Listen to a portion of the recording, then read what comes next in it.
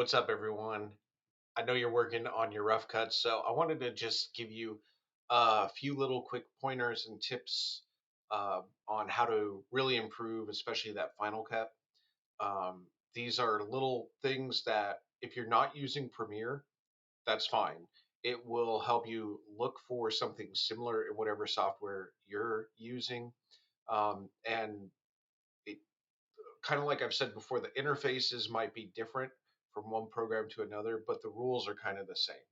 So again, if you're not using Premiere, there might be some very beneficial information that you can think of or look for on your program, especially the export portion, which I will start with. So if you're not using Premiere and you're using some very basic um, on your phone or something like that, that's really not going to have any of the other things that I talk about. That's fine. You can skip over this. But just as a reminder, have put this out there, that export settings and aspect ratio, watch before you edit. So that's been with you all semester, and I've kind of put in there on different modules. So hopefully you've watched it. I just kind of want to take it to the next step. All right, so here I have my video, and you can see everything's baked in, right? It's already one movie, continuous. But let's assume, for the sake of this, that this is a mess of all sorts of different clips and shots and audio files and video files, and everything's just on there together, and I'm ready to export. All right, export. One thing too, if you're using Premiere, it's a good practice to set those in and out points, especially on something like this. So I've set an out point. There is on the export setting, there is a place that you can click to just export the entire sequence.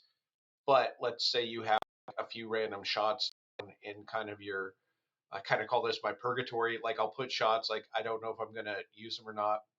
Not theologically accurate, but but you get the idea. It's kind of my like, maybe I'll use this shot, maybe I won't, and I've been cutting and trimming. The point is, if you don't have this in and out point, then it's going to include those shots that you have down here. So it'll just be black for 20 minutes.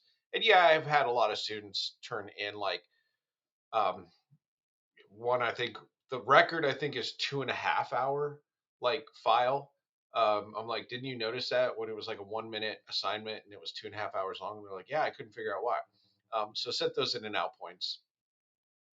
All right, when I go to export, which is Control M if you're using PC, um, H.264 is what you want. Again, as I've said before, that's just like the basic codec that'll play on a any kind of Apple product or PC, YouTube, it can be uploaded to.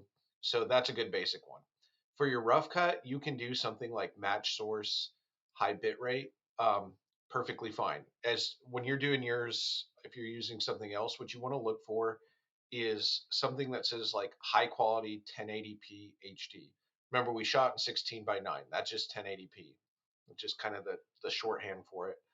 Um, High definition is 16 by 9. So you kind of get the idea with that. And then high quality. So right now I have my clip set at using this high source. This is the size of the file, the information going into it. If I went up for my final cut to high quality 1080p HD, we could see it's like almost doubled in size. Now this is my final, let's say it's my final and I want it to look good. That's a perfectly fine one to use. For this class, so is that. If you're really proud of your work, you want to show it off to your friends and family, yeah, go ahead, bump it up a little bit. It just means longer uploading and things of that nature. All right, so as I'm exporting, again, I make sure I click on here and make sure I'm named correctly. For this assignment, I didn't make you have a specific name, but I would name it something: rough cut, final cut, something like that, so you don't accidentally turn in your rough cut for your final cut. And then sometimes you'll do multiple rough cuts. So rough cut one, rough cut two, rough cut three.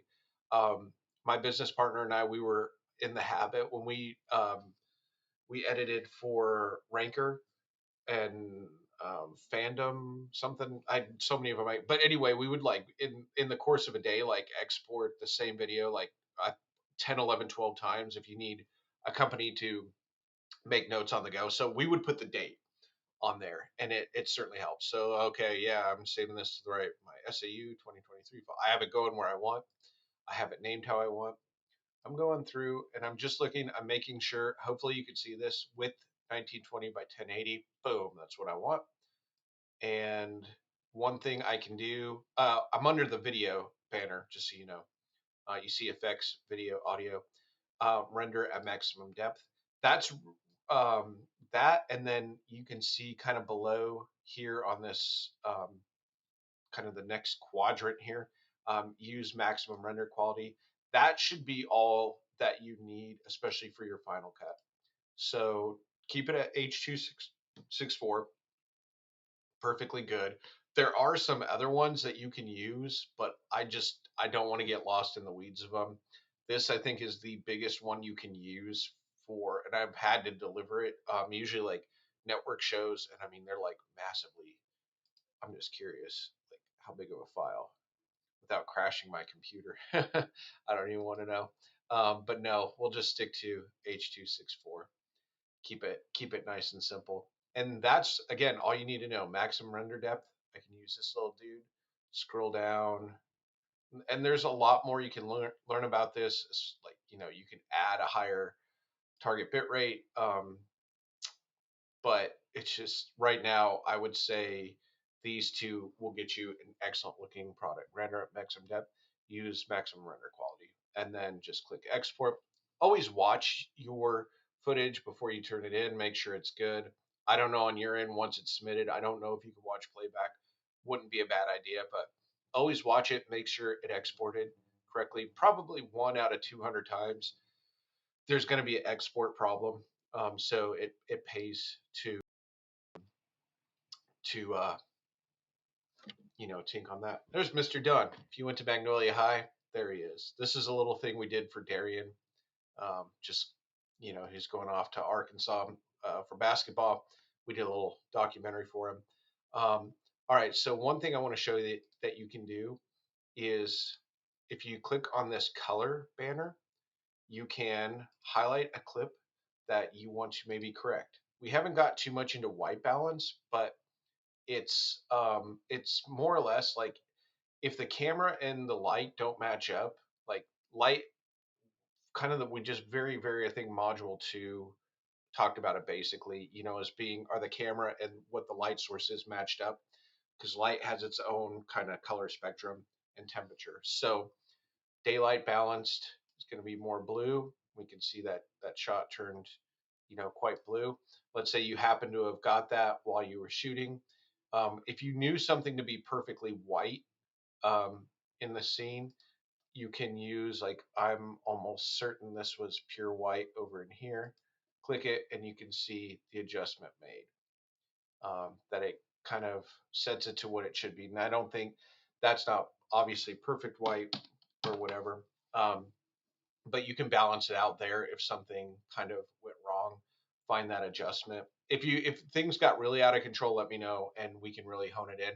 Most of you are shooting on phones, and that does the white balance for you. All right, another thing you can do. Um, so that was under basic. Under creative, you can add a LUT, these lookup tables, which stylizes your film. Like maybe you want a very kind of faded film sort of a look, and you can add that in there. Now, doing these adds a tremendous amount of information to the shot, so it's going to make your renders and things like that like really long. But it can enhance your video quite a bit as well. For some reason, you put one on and you decide you don't like it. I mean, this to me the display, like the example of it, is just not very good. So I kind of have to see it here and fully evolved. If for some reason you can't get it off, it'd be marked under Lumetri color, and you would take it off there. If you applied it over here, let's say, you can also click off, click back on to see. Ooh, there we go. All right, so just a little color tip. Don't go crazy. Like it's kind of like some film students I've noticed when they first discover this, it's like over seasoning food. It's just okay. It's way, way, way, way too much. Focus on your story first. You can really get kind of bogged down in, um, adding that color to it. Again, if you're using your phone or using another app, you can look to see if applying color, adjusting color for the correction, any of those options are there. The last is this is a cool little hub for mixing your audio. Um, let's say, for instance, I need just a few seconds of and hear this audio. All right. So make sure it's highlighted. You have dialogue, music, sound effects, ambience. It's click on the one that you want adjusted. Like I want this audio in here adjusted. There are some presets like, okay, we were in a large room. Okay, so let's see. You can see where that is. Let's see if it. This thing, 4.0 grade point average, working extremely hard. He's one of the. So here's average, working extremely hard. He's one of the. So it just kind of, you can play with it. To obviously just slapping that on doesn't mean it's exactly right, but you can adjust things in here. Same with if you go back to in dialogue. I lost basic. Um, oh, repair right there. This is a good place to adjust your clip volume. If you're finding it hard to use the lines in here, you can do it kind of down in here, and I find it to be a little bit easier. You can also repair some of these things, like if there's like a kind of noise on in there, um, just to be dramatic. Let's pull some of these down so you can. The volume got lower because it's trying to pull those out. Like if you went outside, you were filming and it was windy, that's a good way to kind of pull some of that out and balance it. Again, you can look at these and see if anything fits. There's some that are just like, balanced male voice, balanced female voice. Kind of. I use the podcast one for lectures. Um, it just and lecture sound. It just sort of depends on how things were recorded, but that's how you can kind of tune up your dialogue, balance it out, um, and you can again take it as far or as old radio. Yeah, so it has some of these presets in there for you. Again, if you want to take your film to the next level, a little bit, very more advanced stuff than needs to be talked about, but might help you along the way too. I know sometimes like I find out things with Premiere and I'm like, oh, how did I not know about that? Like my life would be so different if um, I didn't have to if I had been doing it this other way before or whatever. That's just kind of Premiere. It happens to me all the time still, and I've been fooling around with this program for 10, 15 years or so. So you'll always learn something new. I don't want to bombard you, and it's especially hard because I'm not there to work with you. But if you want to get on there and play with it, great. As long as your audio is balanced, meaning that I can hear what is being said. I can the music's not blasting and your levels aren't hitting zero. Um, you know that it's balanced. The music is proportional, or what's important at the time is set at a correct, decent level.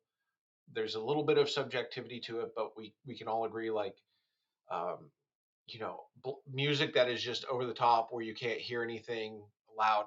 That seems to be the biggest one. So you really got to put headphones on, listen, make sure it's good and balanced.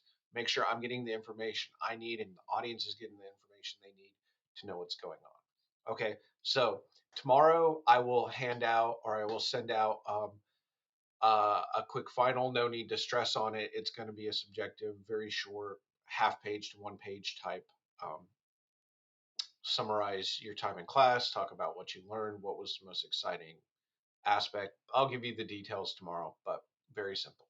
All right. Um, That's all I have for now. Happy filmmaking, everyone. Let me know if I can help in any way.